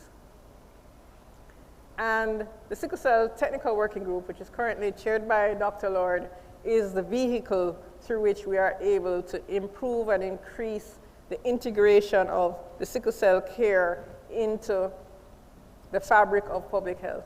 Because you see, it's great to have an ivory tower. Universities are sometimes thought of as ivory towers, you know, the font of all knowledge. But we can't treat all the patients. So instead of being an ivory tower, what we need to be is a source of light that diffuses light across the island and across the region. So wherever the child is, they get that proper care. And that's really what we're working at together. So the next step is to stop talking about it and to actually do some implementation research, because we know that having screened, the confirmation rates vary tremendously between the different regions. So we need to get out there and find out from the people doing the work, why is this so? What are the enablers? What are the barriers? And how can we learn generalizable lessons that can be used not just in Jamaica, but across the region and in Africa and Asia? It's not simple. I don't want to say that it's that simple. This is really busy, but it's to tell you that between the hospital and delivery and the child getting to care, there are lots of steps. Look at all the people involved. The midwives and obstetricians, med techs, drivers, IT, admin, community health aides, public health nurse, all the way to the pediatrician. So it's not simple, and I'm not belittling the fact that we haven't gotten it perfectly right yet, but we're on the road and we're making progress and we're going in the right direction. So that's what's important.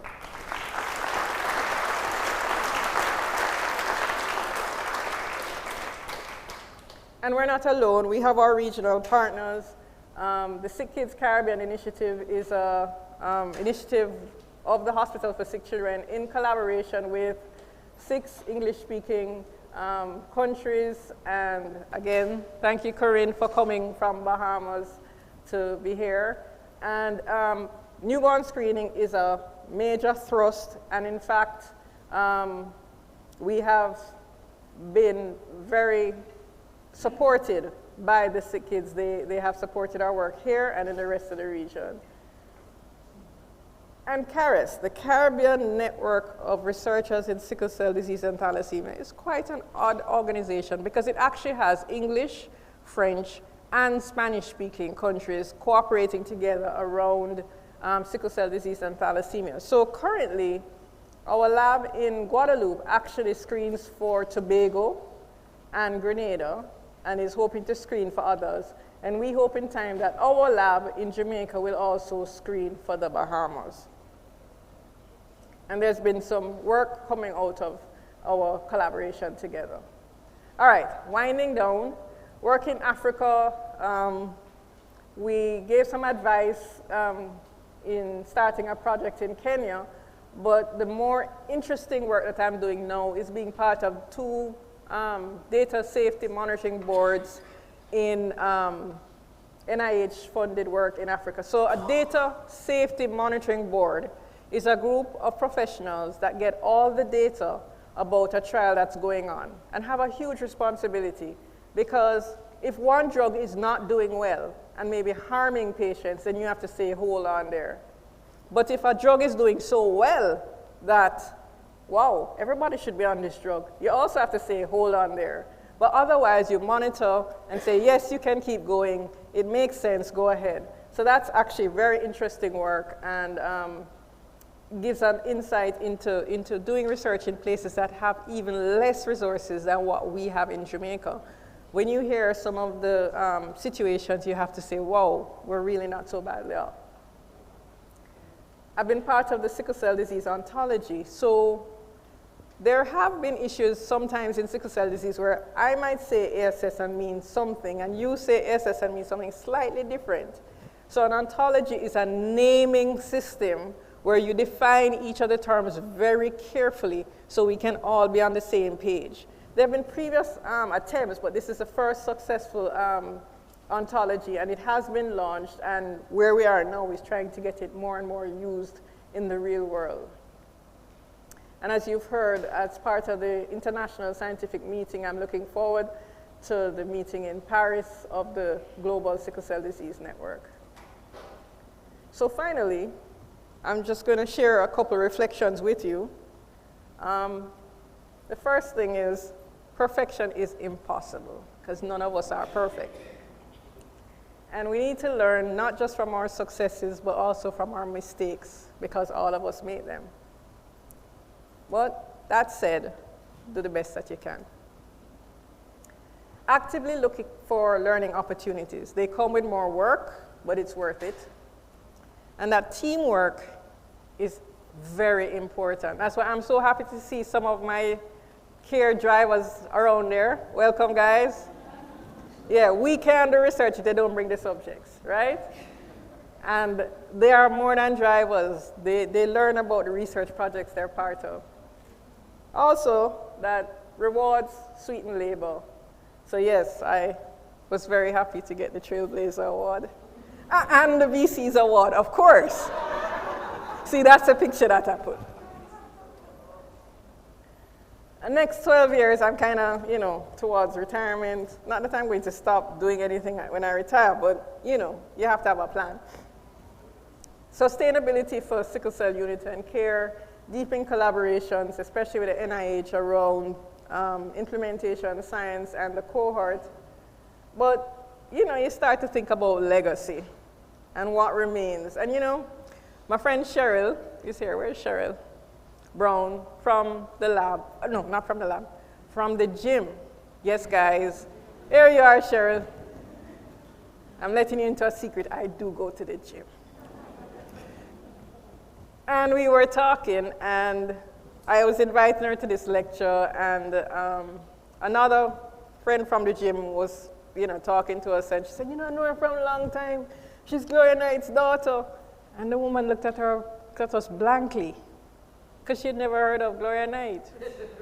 Now, a few years back, my mother was fairly prominent, I can't live up to that, those big shoes. But a whole generation of people is growing up that have never heard her name and won't hear it. But guess what? I thought about it, and it's okay. Because that same person, even though she's never heard of my mother, maybe her job or something in her life is better because of what my mother did. So,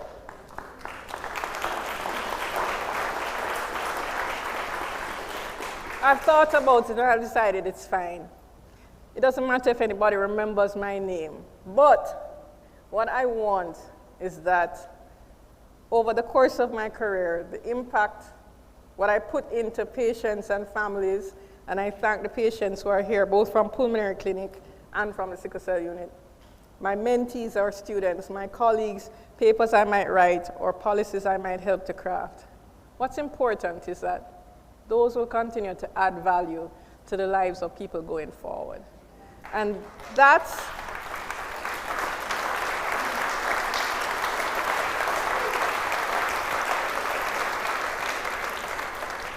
that's what we seek to do as a university, and as a department, and as a clinic. So again, I acknowledge the Lord, my family, my friends and colleagues, they kind of blur there, and all well-wishers who are here to say thank you very much. And if I didn't call you by name, it's not because your input was any less valuable. I thank you all, not just for being here, but for the part you've played in my journey. And I can't help but put in an ad. I've learned well from Professor Sargent. It's a fabulous conference, right? Fabulous. How many conferences have like 20 overseas experts, along with people like Professor Sargent, Professor Reed, Dr. Aznani? Have I bigged it up enough? See a lot of you there, right? Thank you very much.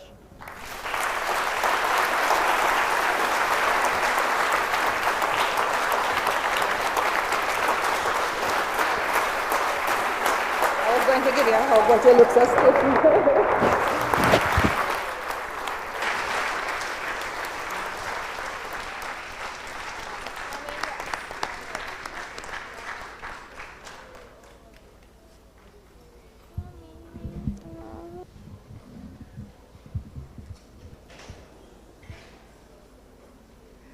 That was wonderful, wonderful.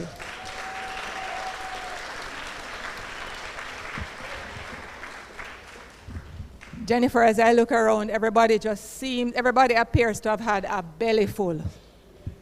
Thank you so much. Thanks for inviting us, and we're really glad to have been a part of your journey. So we've almost come to the end of this program.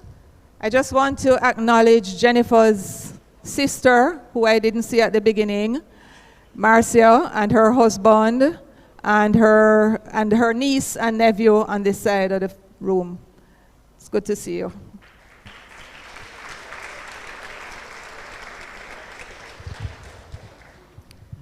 And so I would like to invite the young Mrs. Oh, I'm sorry, I forgot about that. Colette, where are you? We need you. Help me welcome Colette, please, Dr. Cunningham Mary.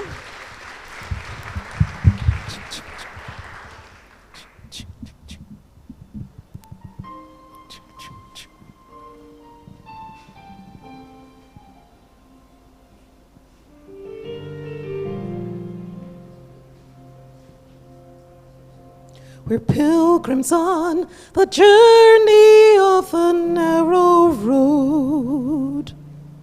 And those who've come before us line the way, cheering on the faithful, encouraging the weary. Their lives a stirring testament to God's sustaining grace. Surrounded by so great a cloud of witnesses, let us run the race, not only for the prize, but as those who've gone before us, let us leave to those behind us a heritage of faithfulness that comes through godly lives.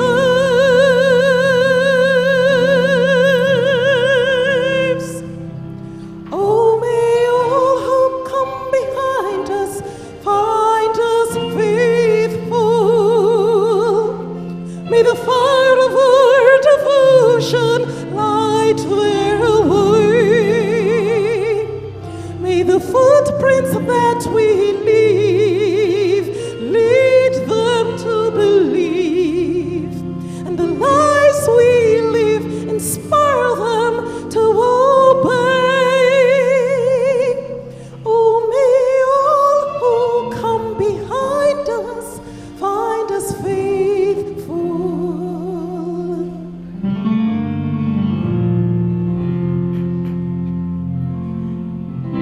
Now, after all, our hopes and dreams have come and gone, and our children sift through all we've left behind.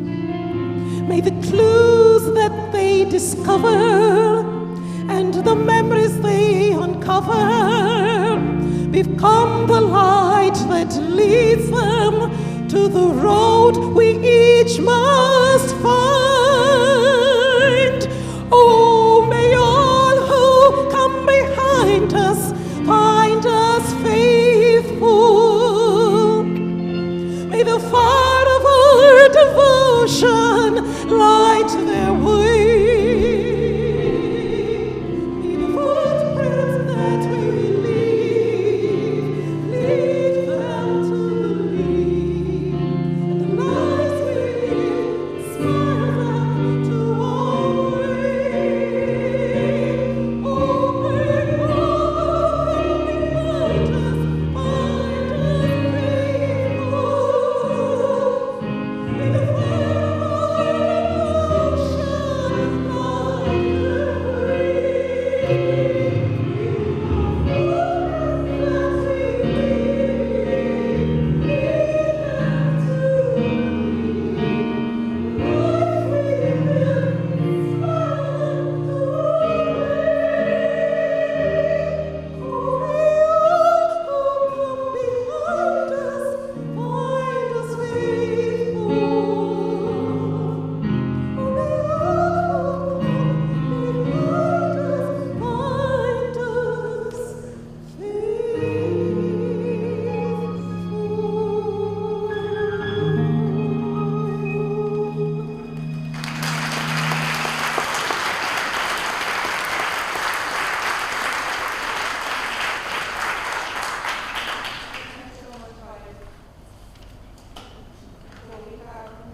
The vote of thanks. But just before that, I want to mention, sorry guys, I want to mention the fact that, Jennifer, your parents would be so proud. I think about that and I know they would be so proud. But on reflection, I also know that when they left, they were extremely proud of you. And they did not withhold that sense of approval at all. So you can take some comfort in that.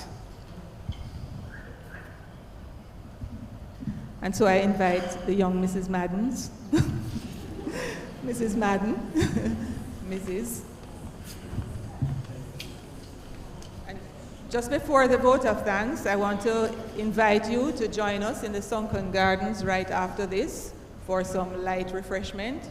This invitation is extended by Professor Knight-Madden.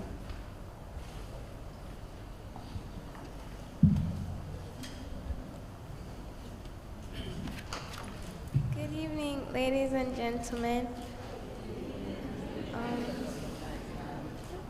We feel honored to be asked to bring this evening's vote of thanks.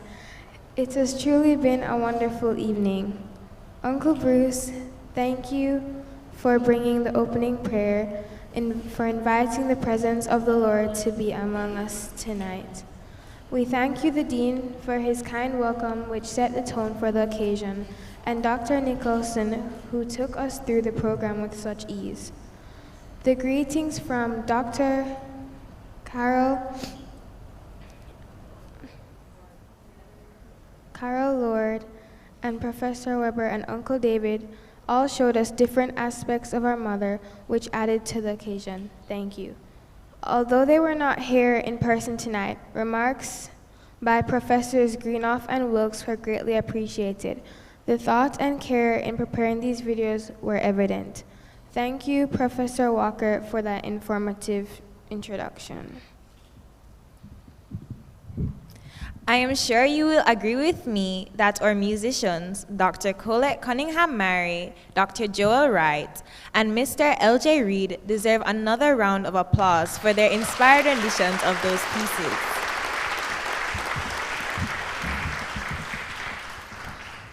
Special thanks to those who have traveled from abroad and have joined us tonight, those from the National Institutes of Health and other attendees at the conference, which begins tomorrow.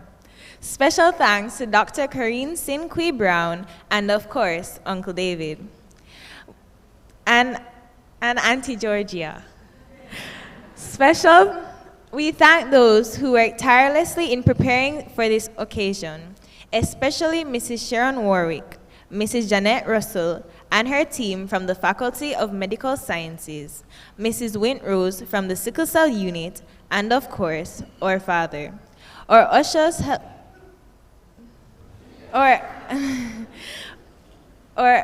helped us to be seated promptly. Thank you.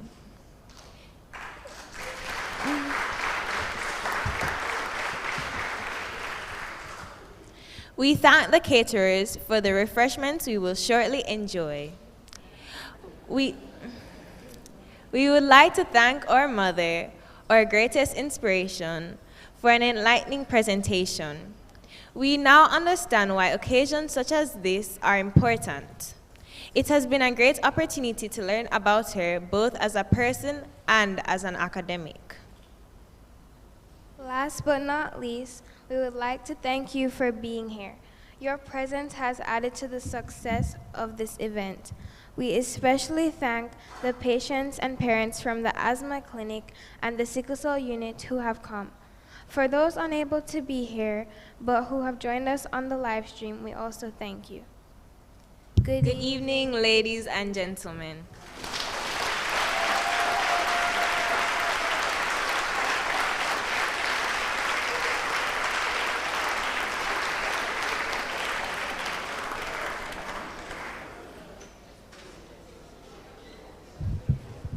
Good evening, ladies and gentlemen. Please join us in the sunken gardens.